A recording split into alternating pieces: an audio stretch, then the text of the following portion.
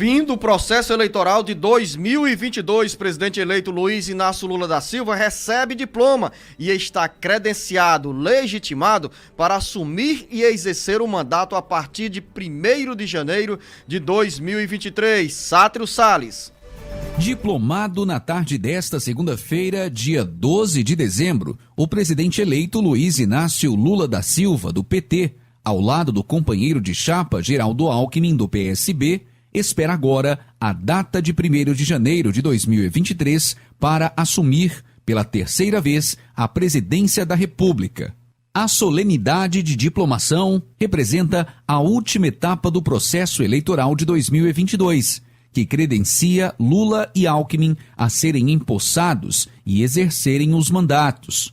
O presidente do Tribunal Superior Eleitoral, TSE, ministro Alexandre de Moraes, comandou a cerimônia de diplomação, que significa também um balde de água fria para os simpatizantes do presidente Jair Bolsonaro, que fazem manifestações contra o resultado das eleições. Lula é o presidente eleito, diplomado e legitimado pelos eleitores. Assumirá o mandato para o período de 2023 a 2026. Emocionado, Lula, o único brasileiro a receber pela terceira vez o certificado de presidente da República, lembrou na solenidade que o credenciava em 2002 para o primeiro mandato no Palácio do Planalto e disse que o documento que estava recebendo pertencia ao povo, que conquistou o direito a viver na democracia. Em primeiro lugar, quero agradecer ao povo brasileiro pela honra de presidir pela terceira vez o Brasil. Em minha primeira diplomação, em 2002, lembrei a ousadia do povo brasileiro em conceder para alguém, tantas vezes questionado por não ter diploma universitário, um diploma, disse sem conter as lágrimas. O líder sindical, que no dia 1º de janeiro de 2023 comandará o país. Esse diploma é do povo que conquistou novamente o direito de viver em democracia, afirmou Lula, para em seguida acrescentar: vocês ganharam esse diploma, disse o presidente eleito ao se referir aos eleitores. O deputado federal José Ayrton Cirilo definiu o diploma de Lula como marcante na vida política do país. Com redação do Ceará Agora, Sátiro Salles. Ao receber o diploma, o presidente eleito Lula reafirmou compromissos de campanha e disse que quer fazer do Brasil um país mais desenvolvido e mais justo. Carlos Alberto. Os bastidores políticos ganharam mais agitação nesta segunda-feira com a diplomação do presidente eleito Lula e do vice-presidente Geraldo Alckmin. Lula reafirmou, ao receber o diploma das mãos do presidente do TSE, ministro Alexandre de Moraes, que tudo fará para honrar os compromissos de campanha. Abre aspas, reafirmo hoje que farei todos os esforços para, juntamente com meu vice, Geraldo Alckmin, cumprir o compromisso que assumir não apenas durante a campanha, mas ao longo de toda uma vida. Fazer do Brasil um país mais desenvolvido e mais justo, com a garantia de dignidade e qualidade de vida para todos os brasileiros, sobretudo os mais necessitados. Fecha aspas, disse Lula ao afirmar ainda que, muito mais que a cerimônia de diplomação de um presidente eleito, esta é a celebração da democracia. Segundo Lula, poucas vezes na história recente deste país a democracia esteve tão ameaçada. Poucas vezes na nossa história a vontade popular foi tão colocada à prova e teve que vencer tantos obstáculos para, enfim, ser ouvida. A democracia não nasce por geração espontânea. Ela precisa ser semeada, cultivada, cuidada com muito carinho por cada um, a cada dia, para que a colheita seja generosa para todos, comentou o líder petista. Com informações dos bastidores políticos, Carlos Alberto. Vou retomar a minha conversa com você, jornalista Beto Almeida, pegando um trecho de uma frase do presidente Lula: fazer do Brasil um país mais desenvolvido e mais justo. E já entro em uma pauta que está neste momento no cenário nacional, com reflexo aqui no estado do Ceará, que é a votação da PEC da transição, da PEC do Bolsa Família, programa Bolsa Família, que hoje se chama Auxílio Brasil, com 21 milhões de pessoas inscritas, e que a partir do dia 1º de janeiro, ou melhor, do mês de janeiro, essas famílias continuarão tendo uma renda mensal de R$600. Esse dinheiro vai ajudar as pessoas mais pobres e também estimular a economia do país. Luciano, exatamente. Vamos começar aqui pela diplomação do presidente Lula, que foi o assunto que dominou o país ontem, ele reconhecendo inclusive a questão da frente ampla que ele precisa para desenvolver um governo, para ter um governo de coalizão, dizendo que o povo recuperou a democracia do Brasil. Bom que se diga que ele tem aí um papel à frente de 12 partidos que o apoiaram na eleição contra o presidente Bolsonaro e vai ter que administrar naturalmente este futuro governo com o apoio dessas 12 siglas, e aí ele tem toda a habilidade, ninguém aqui coloca em suspensão a possibilidade de Lula não ter essa habilidade de lidar com 12 partidos que disputam espaços, que querem estar presente no novo governo. Show! E isso daí é muito bom, não tenha dúvida. O aspecto negativo ficou, Zenô, para ontem, os atos que ocorreram já no comecinho da noite em Brasília, por conta da prisão de um líder indígena Chavante, que você me diz agora que ele também é pastor, mas que teve a prisão preventiva decretada por 10 dias pelo ministro do Supremo Tribunal Federal,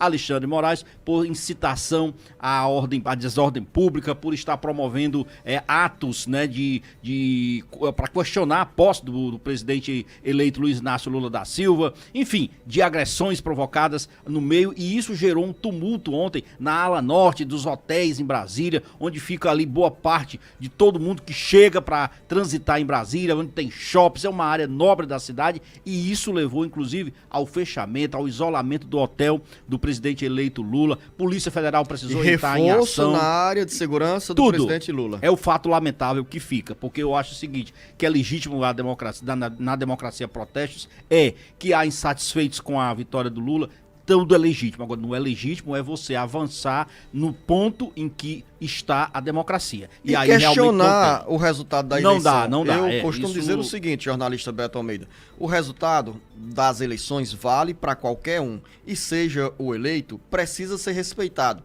Precisa o resultado da eleição ser respeitado e aceito, assimilado.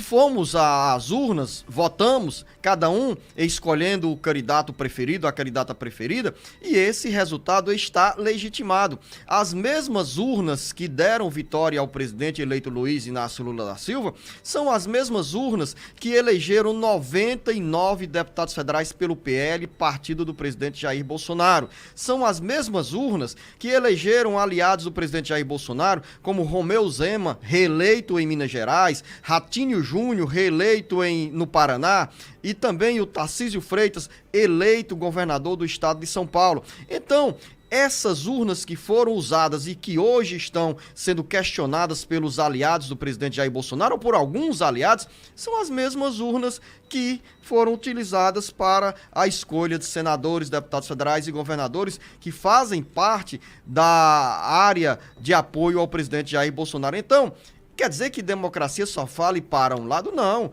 A democracia deve ter as suas regras respeitadas, e uma dessas regras é justamente o sentimento da população, o sentimento do povo, o sentimento do eleitor exposto por meio do voto.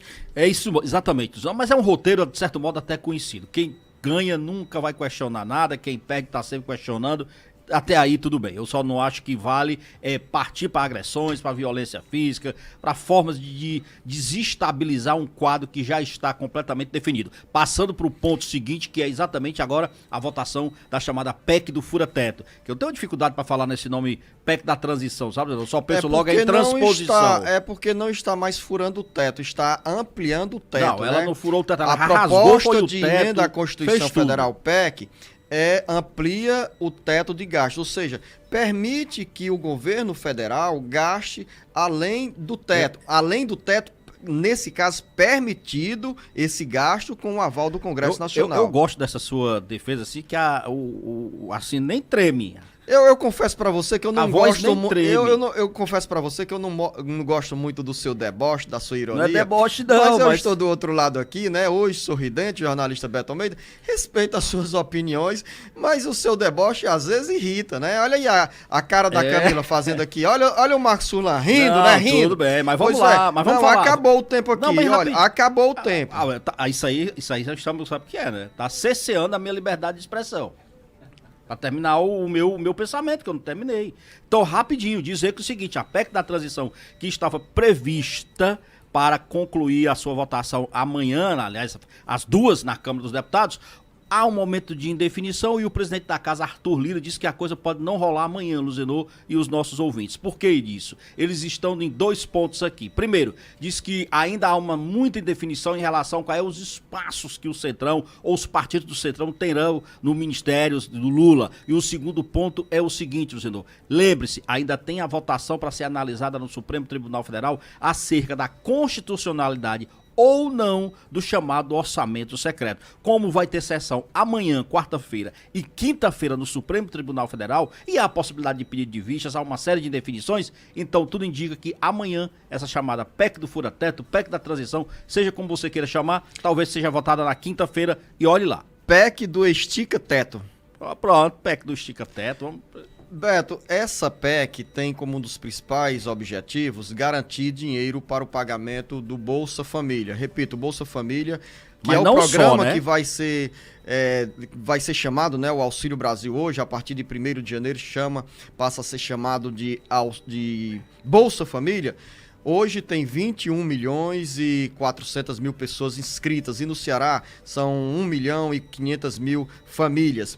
E uma auditoria do Tribunal de Contas da União, TCU, estima que o governo federal está pagando o Auxílio Brasil para 3.500.000 famílias com renda acima do necessário para entrar no programa. São pelo menos 2 bilhões de reais de pagamentos que, em princípio, segundo o Tribunal de Contas da União, estão sendo feitos esses pagamentos de forma irregular. Tanto é que um dos principais desafios do novo governo nos primeiros meses de 2023 é fazer, atendendo a essa recomendação do TCU, um pente fino por meio de recadastramento pelos CRAS para as famílias hoje beneficiadas pelo Auxílio Brasil, pelo Bolsa Família. Mas um detalhe, Beto Almeida, no primeiro momento serão chamados 3.500.000 pessoas que moram sozinhas. Mononuclear, o sistema familiar, né? E que passarão por atualização dos dados cadastrais no programa social do governo federal. Luzenor, eu acho que tem que fazer o pente fino sim, o Bolsa Família tem que vir, mas tem que vir para quem está enquadrado dentro da necessidade do programa, dentro dos critérios estabelecidos pelo programa. Quem não está atendendo a esses critérios tem que abrir espaço para outras famílias, porque enquanto tem gente indevidamente recebendo, há outras que estão aí de fora e de fato precisam desse braço forte do Estado chegando. Segundo os dados do TCU, a maior distorção nesses pagamentos está na região Nordeste, que teria 6.700.000 famílias elegíveis ao Auxílio Brasil em 2022, mas teve 9.750.000 benefícios em outubro, quase 3 milhões a mais, ou excesso indevido de 44%. Final da nossa conversa aqui, falou tudo, jornalista Beto Almeida? Falamos. Está satisfeito? Satisfeito. Pode ir embora. A você, ouvinte internauta, ao jornalista Beto Almeida, uma boa terça-feira. Uma boa terça-feira a todos, até amanhã. O Ceará, Brasil e mundo ligados no jornal Alerta Geral. Alerta Geral.